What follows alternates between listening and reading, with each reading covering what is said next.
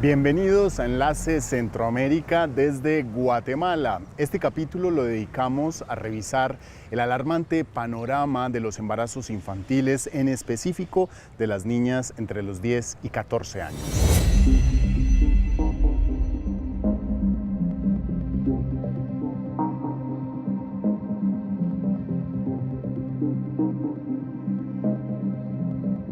Los más recientes informes publicados por Human Rights Watch y por la Oficina de Derechos Humanos del Arzobispado de Guatemala advierten que la violencia sexual en Guatemala en contra de las niñas es un problema generalizado y sistémico. En Guatemala, según el Registro Nacional de las Personas, 14.696 niñas, es decir, menores de 14 años, dieron a luz entre el 2018 y el 2024. Para la ley que se aprobó en el 2009, denominada Contra la Violencia Sexual, Explotación y Trata, todos estos embarazos se tipifican como delitos de violencia sexual con agravación de la pena.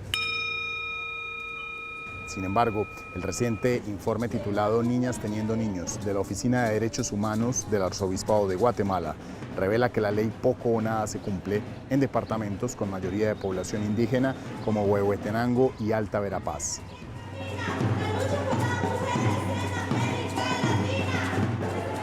Porque cada día se toma como normal, se acepta que esas problemáticas se vuelvan parte de la cotidianidad, de las noticias, de la vida diaria en Guatemala.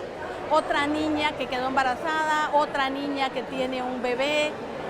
De acuerdo con cifras que constata el Observatorio de Salud Sexual y Reproductiva, en Guatemala se registran más de 2.200 casos de embarazos en menores de 14 años. Esto es 6 por día, lo que pone al país en la cima de los embarazos en niñas en Centroamérica. Según la directora del observatorio, Mirna Montenegro, entre los hallazgos de la investigación publicada en 2025, el 30% de los agresores en caso de violación a niñas en Guatemala son sus propios padres, una práctica que, tal como afirma, responde a un sistema patriarcal y de machismo y que no es sancionado judicialmente por el país, dejando el 99% de los casos en la impunidad. Y uno de los casos que encontramos fue una niña de 15 años con un hombre de 70 años. Entonces allí no puedes hablar de un matrimonio, de una unión, no puedes hablar de relaciones de poder, estás hablando de violencia sexual y hasta de explotación. De acuerdo con el informe de Human Rights Watch, el sistema educativo de Guatemala es parte del problema. Según esta organización, la estructura falla en apoyar a las niñas embarazadas, lo que deriva en una abrupta deserción escolar. Cuando una niña de 10, 12 o 14 años queda embarazada, el abandono escolar en los pueblos guatemaltecos es la norma y ocurre tras un fuerte estigma alentado por los propios padres. En esta materia, los colegios y las escuelas carecen de una política de educación sexual integral que orienten a las niñas que ya son madres para continuar sus estudios, acompañamiento académico y emocional. A la cuenta de 3, dale, dale, dale. Quienes más sufren el ausentismo del Estado son los municipios rurales, los más apartados, en regiones montañosas o cerca de las fronteras. Es el caso de los niños de este caserío fronterizo con México.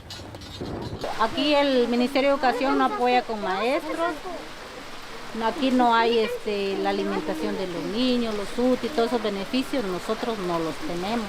¿A causa de qué? A causa que no tenemos un código escolar.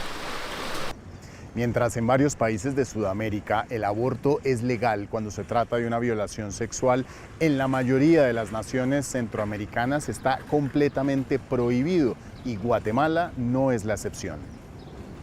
El caso de Guatemala es particular porque desde 2022 se autodenomina Capital Provida de Iberoamérica, un título simbólico que refleja la postura oficial del Estado contra el aborto ilegal.